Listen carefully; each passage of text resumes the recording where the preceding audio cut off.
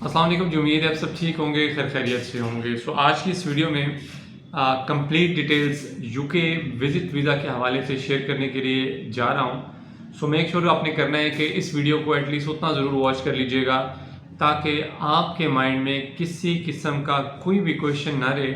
और अगर आप घर बैठे खुद यूके का या किसी भी कंट्री का वीज़ा अप्लाई करना चाहते हैं, डेफिनेटली आप कर सकते हैं। कोई रॉकेट साइंस नहीं होती, बट एक ये होता है कि एक बंदा जो फर्स्ट टाइम खुद से कर रहा हो वो एक डिफरेंट होती है चीज़।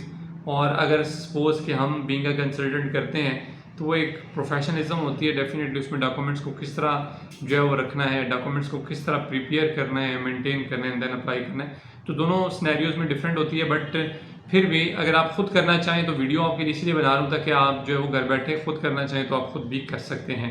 बाकी अगर आप हमारी सर्विस लेना चाहते हैं किसी किस्म की भी, होटल बुकिंग, टिकट और visa application UK, USA, Australia, New Zealand या फिर किसी और शेंजन कंट्री का, एशियन कंट्री का या अफ्रीकन कंट्रीज़ का, किसी का भी अगर आप अप्लाई करवाना चाहते हो तो डिस्क्रिप्शन बॉक्स में आपके इंस्टाग्राम का, फेसबुक पेज का, टिकटॉक का, यूट्यूब चैनल का और मेरे व्हाट्सएप जो चैनल है उसका, और प्लस मेरे व्हाट्सएप का नंबर भी आपको यहाँ शो होगा। आप इजीली कांटेक्ट करके कोई माइंड में किसी किस्म का क्वेश्चन और क्यूरी भी हो तब भी आप पूछ सकते हैं, कोई इशू नहीं है, ठीक है। मेक श्योर करना है वीडियो को इतना देख लीजिएगा ताकि आपकी रहनुमाई हो जाए। बट फिर भी कोई क्वेश्चन हो then you can ask in comment box section. UK का विजिट वीज़ा अगर आप घर बैठे अप्लाई करना चाहते हैं, पहली बात जो क्वेश्चन आता है बहुत सारे जो क्लाइंट्स होते हैं उनका कि सर ये वीज़ा स्टिकर होता है या फिर ई वीज़ा होता है। याद रखिएगा अभी 1 से 2 महीने हुए हैं, इसका जो वीज़ा है वो ई वीज़ा में कन्वर्ट हो गया है, पहले इसका भी स्टिकर वीज़ा हुआ करता था, ठीक है। अभी मोस्टली कंट्रीज जो हैं वो स्टिकर वीज़ा की तरफ आ रहे हैं, सॉरी ई वीज़ा की तरफ आ रहे हैं। स्टिकर वीज़ाज़ के लिए ये होता है कि आपको स्पेशली जो है वो एम्बेसी जाना पड़ता है, पासपोर्ट होल्ड करवाना पड़ता है, फिर आप कहीं और ट्रैवल भी नहीं कर सकते। सम टाइम एम्बेसी पासपोर्ट जो है वो कुछ ज़्यादा टाइम के लिए, वैसे तो 28 डेज़ होते हैं प्रोसेसिंग के, बट एम्बेसी सम टाइम ऐसा होता है कि कुछ ज़्यादा टाइम के लिए भी पासपोर्ट को होल्ड कर लेते हैं। तो फिर ये होता है कि अगर उस दौरान आपने कहीं और ट्रैवल करना हो या कुछ भी करना हो या कोई और वीज़ा अप्लाई करना हो तो आप स्टक हो जाते हैं, ठीक है। तो ये एक बहुत अच्छी पेशरफ्त है, मोस्टली कंट्रीज जो है वो ई वीज़ाज़ की तरफ आ रहे हैं। अब यहाँ पर एक हमारे जो लोग हैं पाकिस्तानी स्पेशली, उनके माइंड में ये क्वेश्चन आता है और वो अक्सर हमसे ये डिस्कस भी करते हैं कि सर ई वीज़ा की शायद कोई वैल्यू नहीं होती। उनको ये लगता है कि ई वीज़ा की वैल्यू नहीं होती। देखें, वीज़ा वीज़ा ही होता है, चाहे वो ई हो यानी इलेक्ट्रॉनिक वीज़ा हो या फिर आपका स्टिकर वीज़ा हो, दोनों का सेम मकसद, सेम पर्पस होता है। कोई इसमें वो नहीं है कि ई वीज़ा है तो उसकी कोई वर्थ वैल्यू नहीं है, स्टिकर वीज़ा तो उसकी, ये सिर्फ आपकी एक दिल की तसल्ली के लिए होता है। अक्सर लोग कहते हैं कि बस वो स्टिकर लगाओ पासपोर्ट पे तो ज़रा खुशी होती है, अच्छा लगता है, किसी को आप बता सकते हो।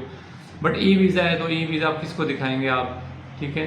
तो ये चीज़ है, बाकी इसमें किसी किस्म का कोई इशू नहीं होता। हम खुद ट्रैवल करते हैं, बैक टू बैक ट्रैवलिंग होती है और एक मंथ में 4 ट्रैवल होते हैं, तो सारे ई वीज़ास के ऊपर ही होते हैं। तो इसमें कोई किसी किस्म का इशू नहीं होता। बड़े बड़े कंट्रीज जो है, ऑस्ट्रेलिया जैसा कंट्री जो है वो भी ई वीज़ा इशू कर रहे हैं, न्यूजीलैंड जैसे कंट्री ई वीज़ा इशू कर रहे हैं, तो अब सारे जो है वो कंट्रीज उस तरफ जा रहे हैं। अच्छा, अब सबसे पहले इसके डॉक्यूमेंट्स की बात कर लेते हैं कि इनमें डॉक्यूमेंट्स आपको जो है वो कौन से चाहिए होंगे। याद रखिएगा यूके ऐसा कंट्री है, इसमें आपकी बैंक स्टेटमेंट को बहुत ज़्यादा डीपली जो है वो गो थ्रू किया जाता है। मेक श्योर आपने ये करना है कि अगर आप यूके का विजिट वीज़ा प्लान कर रहे हो, अप्लाई करना चाह रहे हो टूरिज्म पर्पज़ के लिए विजिट वीज़ा, तो उसके लिए सबसे पहले आपने अपनी जो बैंक स्टेटमेंट है उसको मेंटेन कर लें, ठीक है। बैंक स्टेटमेंट जब आपकी प्रॉपरली मेंटेन्ड होगी, यानी आप अगर जॉब करते हैं तब भी या अगर आप बिजनेस करते हैं तब भी, दोनों सूरतों में अगर आपकी बैंक स्टेटमेंट मेंटेन्ड है, प्रॉपरली मेंटेन्ड है। अब मेंटेन्ड से मुराद क्या है?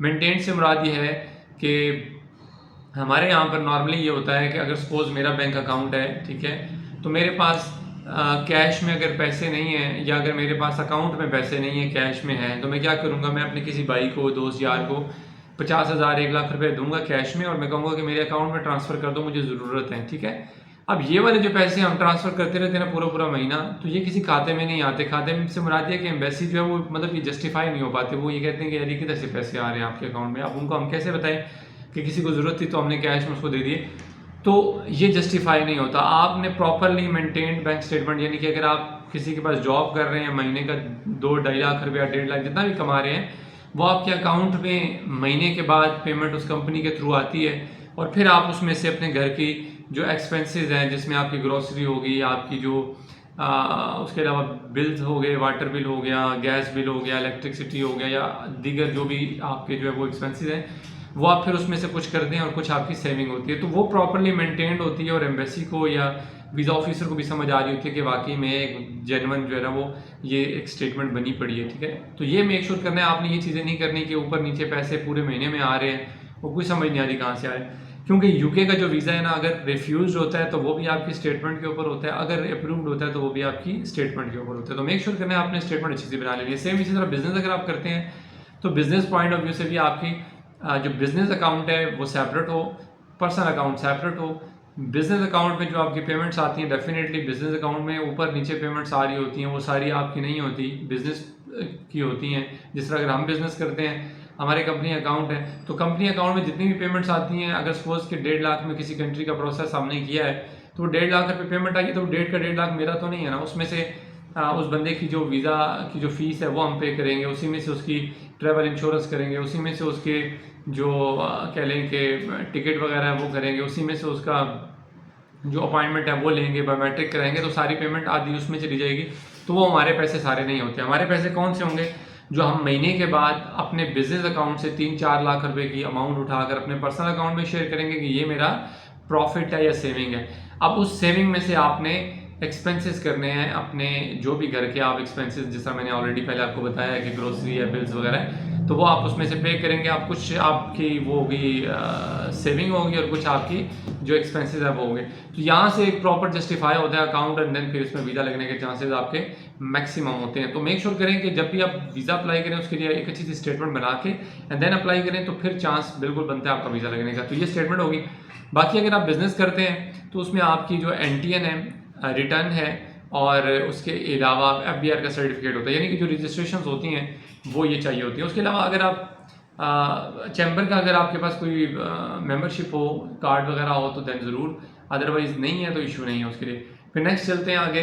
जॉब के लिए अगर आप जॉब करते हैं तो उसमें आपका एक NOC लेटर चाहिए होता है, 3 पे स्लिप्स चाहिए होती हैं। पे स्लिप्स क्यों मांगी जाती हैं?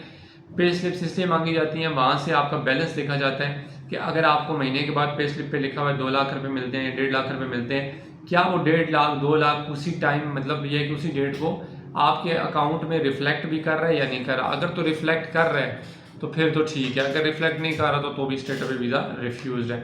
फिर आगे चलें।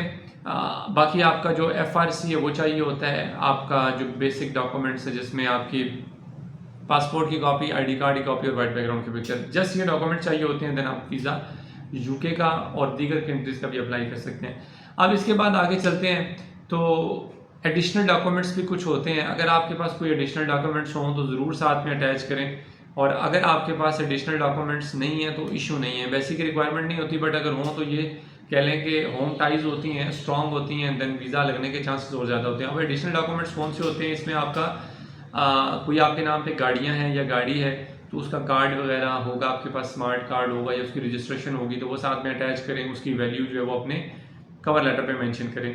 सेकंड नंबर पर आपके नाम पे कोई प्रॉपर्टी है, एग्रीकल्चर लैंड है, या आपका अपना घर है, या रेजिडेंशियल कोई लैंड है, या कमर्शियल कोई प्लॉट है, या जो भी है, उनकी एवेल्यूएशन करवा लें, ट्रांसलेशन करवा लें, नोटरी से स्टैम्प करवा लें, या जो ओथ कमिश्नर है वहाँ से स्टैम्प करवा लें, और वो साथ में अटैच करें और उसकी वैल्यू भी अपने कवर लेटर पे मेंशन करें।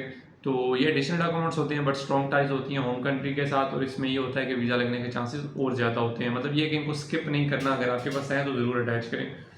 ओवरऑल ये डॉक्यूमेंट्स मैंने आपको डिटेल के साथ बता दिए हैं। सो मेक श्योर करना है आपने, अगर डॉक्यूमेंट्स हैं तो वेल एंड गुड, नहीं है अगर इनकम्प्लीट भी है तो फिर भी आप अपने डॉक्यूमेंट्स को पहले कंप्लीट करें, फिर उसके बाद चांस ज़रूर लें, तो इंशाल्लाह वीज़ा लगने के चांसेस आपके होते हैं।